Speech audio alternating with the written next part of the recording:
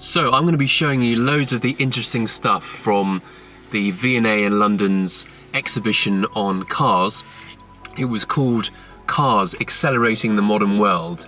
The reason for that was because in the 20th century, cars were really the globalizing factor in the world. You know, today we think of things like obviously the internet, smartphones, iPhones, all that kind of stuff as being the forces of globalization.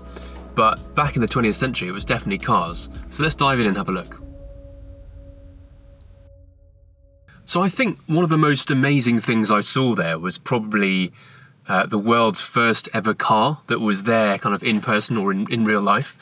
And it's an incredible bit of kit. As you can see from this picture, it doesn't really look like a car whatsoever. It almost looks like a kind of horse and cart with an internal combustion engine kind of bolted on inside it.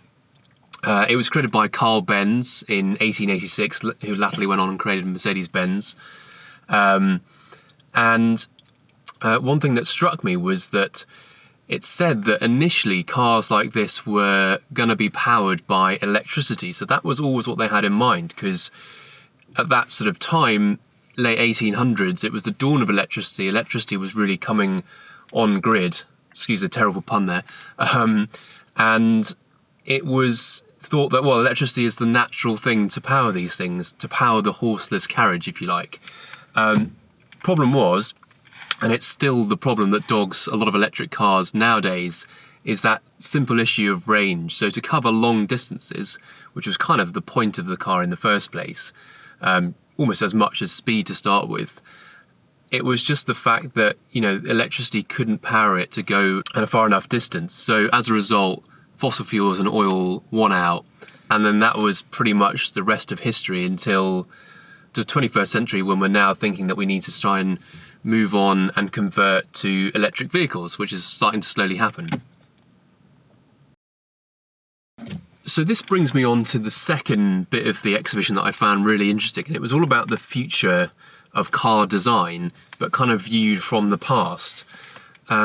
And it was not just in terms of the aesthetic and the design, but it was also in terms of the fuels and the alternative fuels to petroleum and oil that they thought what might be a good idea to power cars in the future.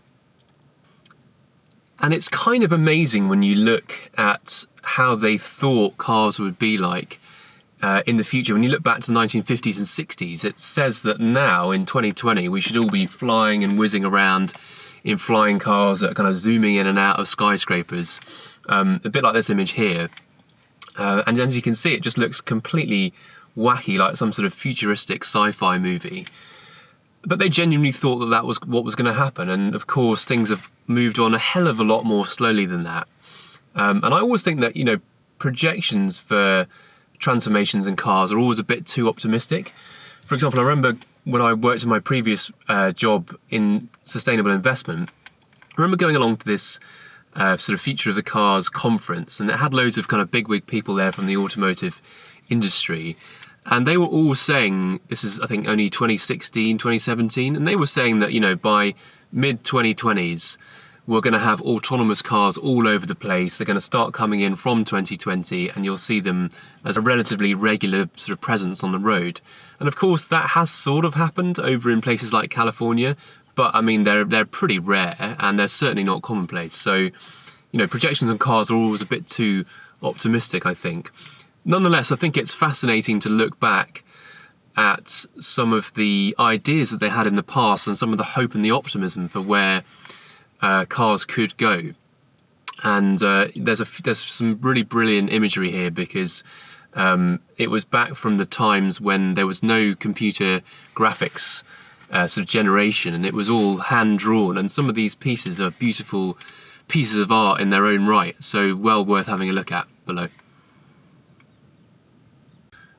So what were some of these alternative fuels that they had in mind, you know, back in the 50s and 60s and before, that would be replacements to kind of petrol and diesel?